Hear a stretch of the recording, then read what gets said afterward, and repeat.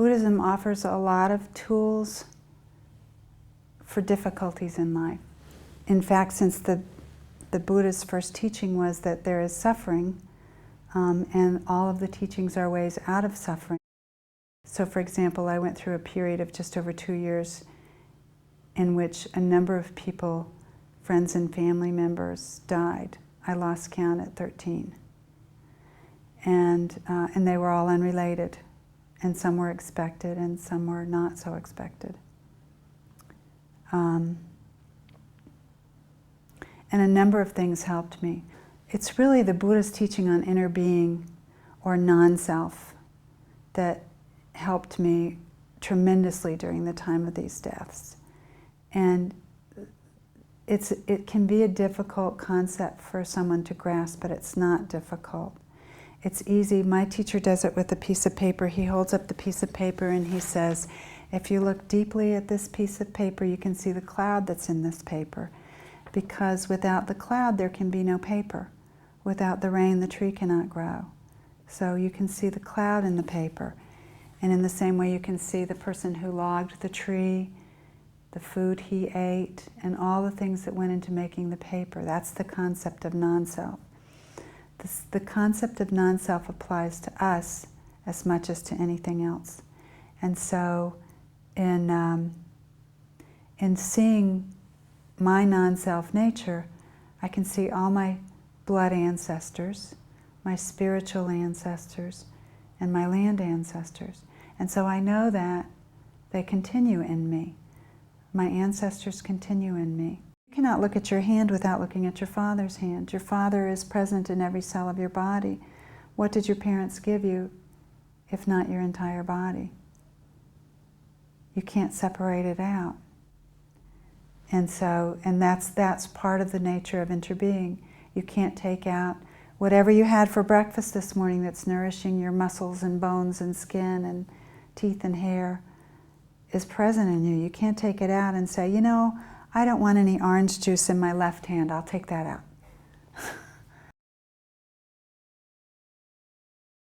One of the deaths I experienced was an aunt who was extremely kind and good-humored. And so I practiced being aware that every act of kindness I have, every act of kindness I engage in is my aunt. She's present in every act of kindness that I do. And sometimes when I laugh at a joke, I know she's present in that laughter. I know she's present in me always. And that helps with the grief. And also the idea that she's present in many other things and many other people. She's changed forms. And whether she's gone on to a new life through incarnation or not doesn't matter. She's still present here in many ways. Buddhism has a set of guidelines for living that are often referred to as the precepts. There are typically at least a core of 5, and sometimes they're expanded, but they're really not any different. If you want to break them down to the basics, they're about killing, stealing, sexual misconduct, lying or gossiping, and then unmindful consumption, which is sometimes become intoxicated, don't get drunk. They've often been phrased as do not do this and do not do that. So they sound to those of us in the West especially like commandments. If the Buddhist precepts are phrased that way, then we may hear them as a commandment, and not only a commandment, but one you can't do, because you can't live without killing. Even if you're a vegetarian, when you drink a cup of water, when you boil the water for your carrots, actually when you pick the carrot, because the carrot's the root, so it's the whole plant, you've taken life. And if you choose not to eat in order to protect life, then of course you have just killed all the microorganisms living in your body as well as yourself. So there's sort of this dilemma, how can I really practice this? And the problem of sin can arise when you have such great strictures of right and wrong that this clear, bright line prevents any action, I think.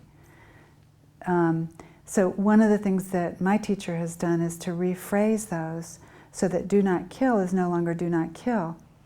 It's aware of the suffering caused by the destruction of life.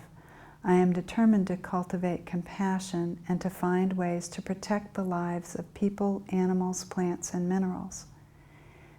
Now, that's the same spirit as do not kill, but it sounds very different to our ears.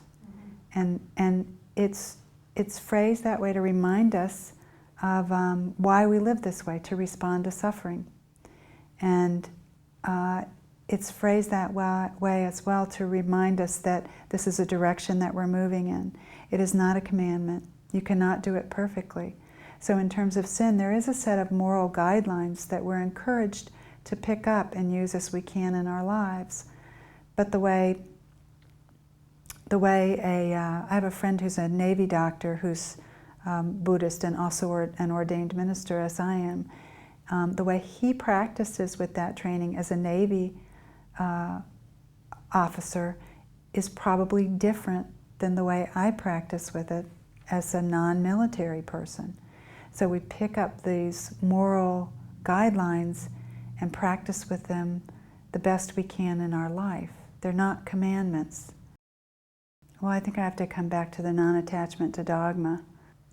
In Buddhism, it's not important that our beliefs are truth.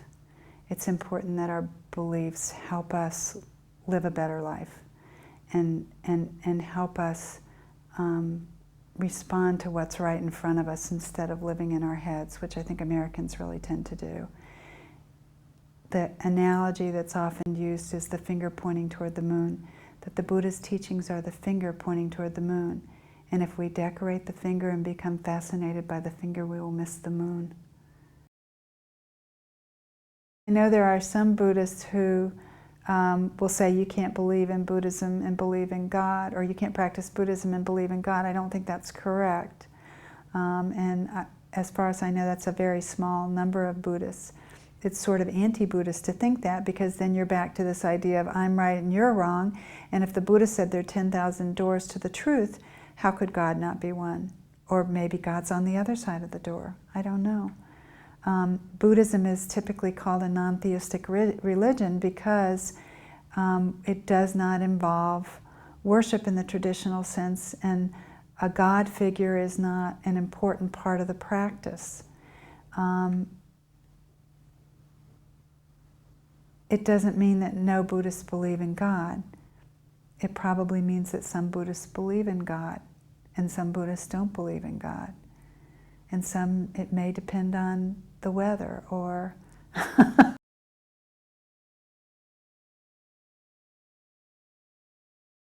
My switch was gradual.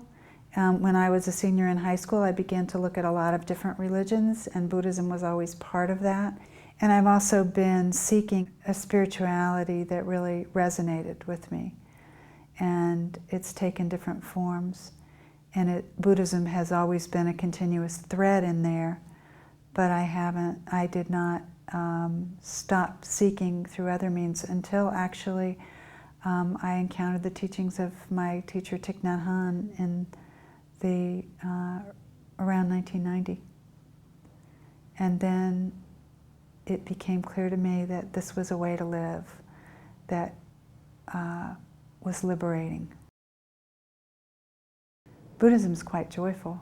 It's a quite joyful practice because there's joy in the present moment. There's suffering in the present moment, so the Buddha talked a lot about suffering, but there's also joy in the present moment. And the question is, how can we make our hearts big enough to hold the joy and the suffering?